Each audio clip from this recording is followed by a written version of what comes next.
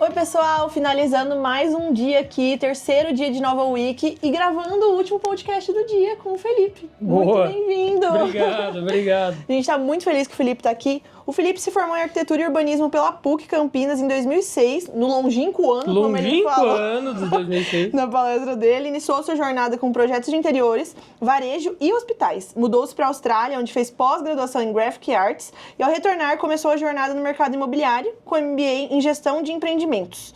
Em 2016, mudou de área, tornando-se level designer para games e, em 2020, juntou os dois mundos ao criar a Inbuilt. Muito legal! Que história doida! Muito louco, né? Muito louco, a gente adora pessoas com histórias aleatórias. Legal. Como que você juntou games com engenharia, com arquitetura? Como que a Inbuilt chegou no mundo? Olha, eu sou o pior tipo de arquiteto que tem. Que é o arquiteto criativo. Puta, é muito ruim você ser um arquiteto criativo. Eu sou engenheira criativa. Você é engenheira criativa, você tá mais triste que eu, então.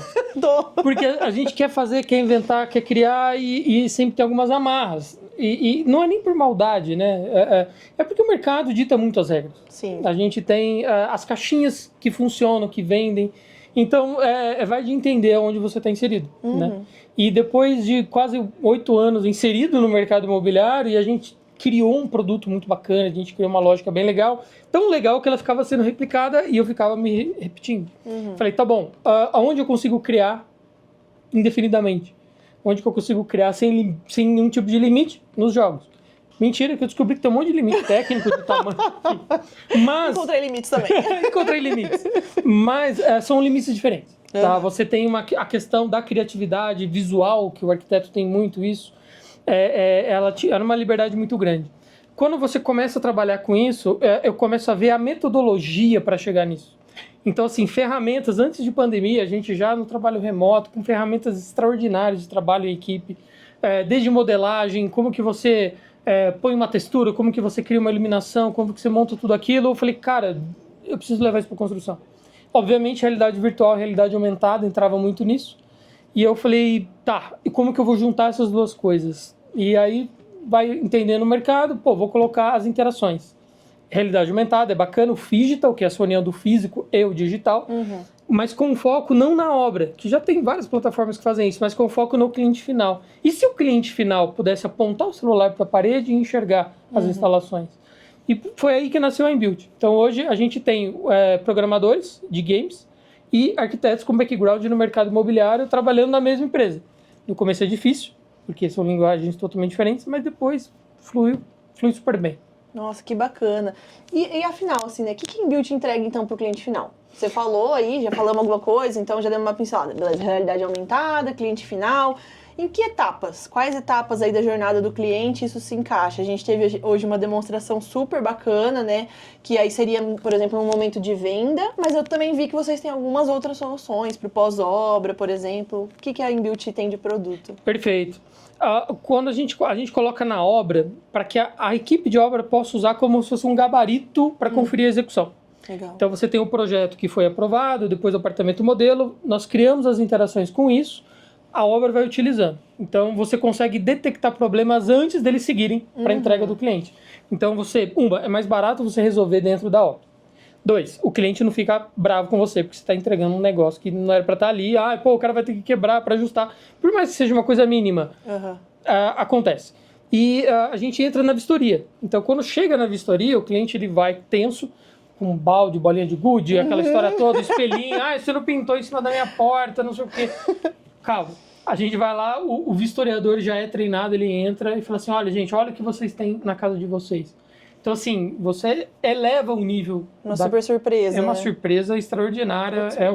É uma quebra de expectativa extremamente positiva. E o cliente vai lá, baixa o aplicativo, vê, manda pro vizinho, manda pro arquiteto, pro engenheiro. Então, é bem legal. E quando ainda na vistoria a gente consegue detectar algum problema, caso tenha passado, né? E quando tem a AGI, é a entrega final. Então, na AGI, o sistema já está implantado, funcionando. Então, as pessoas podem, no primeiro momento que elas vão reformar, aquela reforma inicial antes da mudança, já utiliza, já sabe onde pode quebrar, onde não pode quebrar. O meu marceneiro, ele vai usar para saber onde ele pode furar sem pegar um conduíte, sem pegar uma tubulação. Então, é bem bacana nesse sentido. Num primeiro momento, você tem essa reforma grande, a gente percebe muito que o primeiro e o segundo ano tem um nível alto de acesso. Terceiro ano, despenca. E depois, da metade para o quarto, da metade do terceiro, e já entrando no quarto ano e o quinto, esse número volta a subir. Olha. E a gente detectou que muitos clientes, eles se descapitalizam quando eles recebem um apartamento. Então, ou ele não muda, ou ele muda no mínimo. E quando ele se capitaliza, leva aí os seus 2 anos, aí ele investe de novo no apartamento. Vai fazer marcenaria, vai Exato. fazer as alterações. Caraca, É que bem legal. Então, a gente detectou esse comportamento ali. Muito legal. Eu tava vendo, né, tem um gráfico muito bacana de tempo que demorou para alguma tecnologia chegar em 50 milhões de usuários. Tá, legal. E aí, o primeiro é avião. E demorou décadas e décadas e décadas. E o Pokémon Go chegou em 19 dias. Que absurdo. Exato. Legal. E o Pokémon Go tem tudo a ver com a solução de vocês. Tudo a ver. Tudo Porque a ver. a realidade aumentada, tipo, foi pra um hype, explodiu por conta do Pokémon Go, gente. Exato. A gente andava na rua, tipo, galera assim... Um monte de zumbi ali, Exato. quase sendo atropelado. Pikachu e tal, assim, totalmente. E a gente tava vendo na sua palestra, né, você coloca ali, tipo... como estavam as coisas ali em 2002, eu não lembro exatamente o ano, Orkut e tal, e como tava em 2024. E a gente vê que, assim, o avião pro Pokémon Go demorou muitos menos dias, mas a construção civil a gente continua aqui. Continua no bloquinho. No bloquinho, continua no Lego da vida real. É verdade. Então, assim, pra você, né, o que você vê de mudanças no mercado da construção civil? Do jeito que tá, não tem como ficar. Exatamente. Estamos vendo aí, talvez um pouco mais devagar do que estávamos imaginando. O que você vê de alteração? O que você tem visto de mudanças aí, de inovações sendo aplicadas no mercado?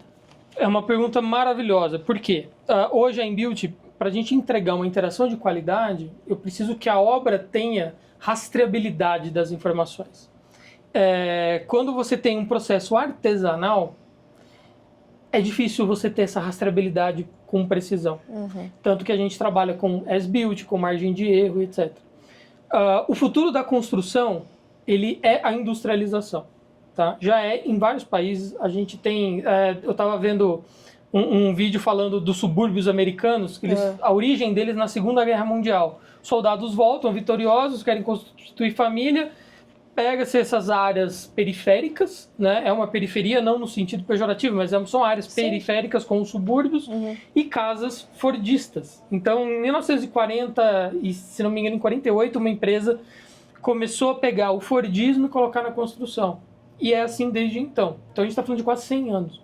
E o Brasilzão ainda fazendo no bloquinho, por uma série de questões culturais e financeiras, e econômicas, etc. Na Europa, a Alemanha já faz isso há muito tempo. Por quê? Guerra, e construir rápido. A gente não tem isso aqui, né? A nossa cultura é muito diferente, a nossa história é muito diferente. Só que a gente percebe o quê? A gente vai em obra, você não vê pedreiro de 20 anos. Você não vê jovens aprendizes na obra. É um pessoal mais velho, que está ficando mais velho, vai chegar uma hora que não vai ter. Não está se renovando, essa né? esteira não volta, essa esteira não está se renovando. As tecnologias industrializadas, desde o steel frame até fábricas de wood frame, de paredes de concreto, enfim, o que for, esse é o futuro. E para a Inbuilt isso é maravilhoso, porque eu tenho uma rastreabilidade fordista de uma construção. Exato. Que eu levo isso para a mão do cliente com toda a segurança do mundo. É um controle tecnológico muito maior. Sim.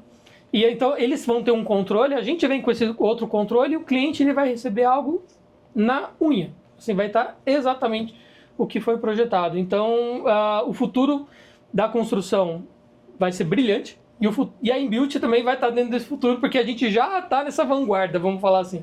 Fechou com chave de ouro, gente. Eu nem tenho mais o que falar pra fechar. Roubou minhas palavras, não temos mais nem... Sabe assim, tem que fechar o podcast com uma frase bonita. Pronto, o Felipe já fechou, gente. Então é aí. Valeu. Mas eu estive aqui com o Felipe, então muito obrigada por ter vindo. Muito obrigada por ter compartilhado seu conhecimento. Fiquem com a frase bonita. Fiquem com a frase de efeito aí, totalmente improvisada. Frase de efeito improvisada. Tchau, pessoal. Tchau.